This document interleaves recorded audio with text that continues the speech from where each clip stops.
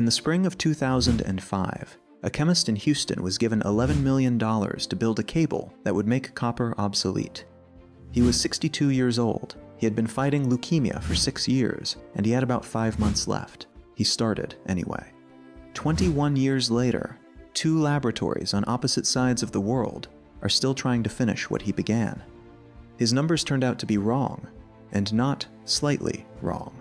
What follows is what he promised, why every laboratory that chased it hit the same wall for 2 decades, and why the country most likely to finish the job is not the one he spent his last years trying to save.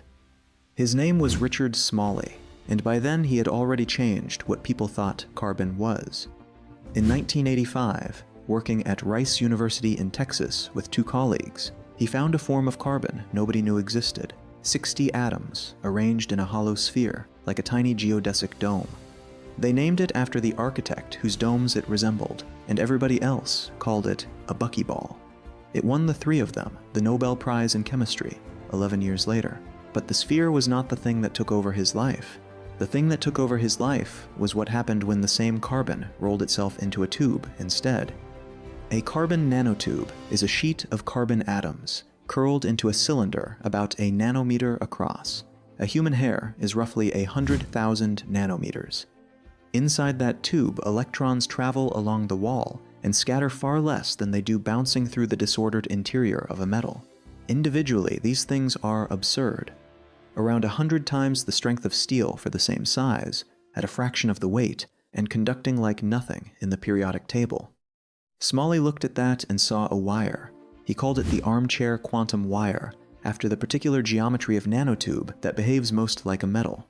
The pitch was specific, and it was enormous. A continuous cable spun from these tubes that would carry electricity 10 times better than copper at 1/6 the weight, with the tensile strength of steel and effectively no thermal expansion. And he was not proposing it as a laboratory curiosity. He wanted to rewire the country with it. He had spent the previous 3 years campaigning, testifying, standing in front of committees in Washington, arguing that the energy problem was fundamentally a materials problem, and that a grid built on 19th century metal could not carry what the 21st century was going to ask of it. Then the diagnosis arrived, and the campaign did not slow down, it accelerated. In April of 2005, NASA put $11 million behind the quantum wire project. In May, he traveled to the small college in Michigan where he had been an undergraduate, accepted an award, and described the cable to a room of people still talking about rewiring the world. On the 28th of October that year, he died in Houston. He was 62. The wire did not exist. It still does not. And the reason it does not is a problem he understood perfectly well and could not solve. The tube was never the difficulty. Everything between the tubes was the difficulty.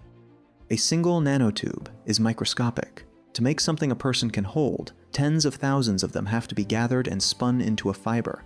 And wherever one tube ends, the electron has to jump to the next. Every one of those junctions costs resistance.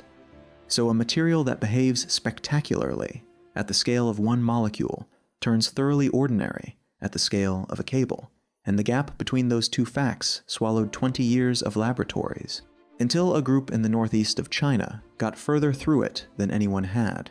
The Shenyang National Laboratory for Materials Science took a fiber spinning technique adapted from industrial textiles and pushed it much harder, forcing the nanotubes into far straighter alignment than previous attempts had managed.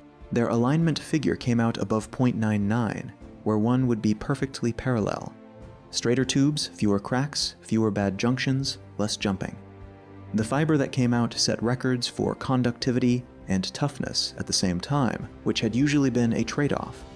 And the number that escaped into the wider internet afterwards was that it had reached 86% of copper. That number is real. It also does not mean what almost everybody repeating it thinks it means, and Smalley would have spotted the problem immediately. It is a measurement per kilogram. Carbon nanotube fiber is roughly 4.5 times less dense than copper, so once weight is divided out of the comparison, the fiber looks enormously better.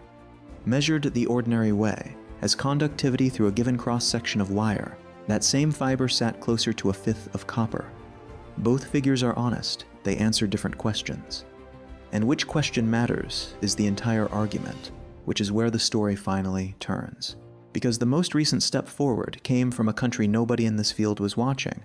This April, a Spanish collaboration published in Science. Researchers at the IMDEA Materials Institute in Madrid, working with the Technical University of Madrid and colleagues in Zaragoza, treated their fibers with a compound that slides in between the nanotubes without wrecking the structure. It bridges the junctions rather than breaking the thing that made the tubes good in the first place. Conductivity went up roughly 17-fold.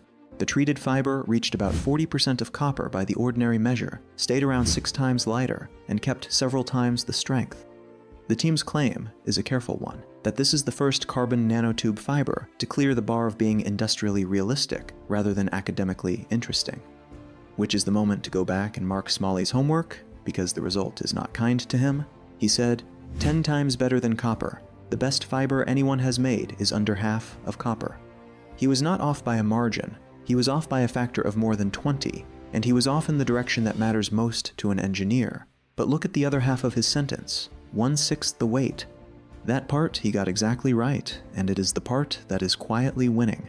Because for a cable sitting motionless inside a wall, weight is irrelevant, and absolute conductivity is everything, and copper is untouchable. It is going nowhere. But on an aircraft, a satellite, a drone, or an electric car, every kilogram is paid for continuously, in fuel or in range, across the entire service life of the machine. There, the number that counts is conductivity per kilogram, and by that measure the fiber already beats both copper and aluminium.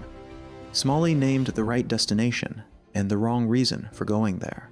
And there is a second thing he got wrong, which is who would want it most. He was trying to save the American grid. He argued for it in Washington as a national project. But the country with the sharpest motive today is the one that dominates the metal he wanted replaced. China refines close to half the copper on Earth, somewhere near 13.5 million tons a year across roughly 200 smelters. The United States operates 2. And then the other side of that ledger. Chinese mines produce well under 1/10 of world output. Around 8 tons in every 10 that feed those smelters arrive by ship from Chile, from Peru, from the Democratic Republic of Congo. The most powerful copper nation on Earth owns the middle of the chain, and neither end of it. Copper is a deposit, and deposits sit where geology left them. Carbon fiber is a factory process, and a factory can be built wherever a government decides to build one. That is a far stronger reason to fund this work than anything Smalley was able to offer a congressional committee. None of which makes it imminent, and the honest accounting matters here. The fiber is still dramatically more expensive per kilogram than copper, and produced in quantities a copper mine would find amusing. Against it sits 140 years of installed manufacturing, a global recycling system, and a metal that can be melted and reused indefinitely without losing anything. Beating copper in a laboratory and beating it in a purchasing department are separate problems, and only the first one has been solved. So here is where I will plant a flag, and it is about the man rather than the material. The easy verdict is that he oversold it, and technically that is true. 10 times better than copper was a promise nobody could keep, and 20 years of quiet failure followed him making it. But the useful thing he did was not the prediction.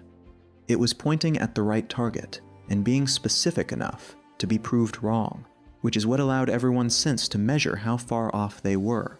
And the deeper irony is that the wire is arriving anyway, just through a door he was not looking at. Not because it conducts better, which it does not, but because it weighs less, which he said in the same breath and treated as the secondary claim. The half of his sentence he probably considered decoration is the half that is coming true. A hollow sphere of 60 carbon atoms.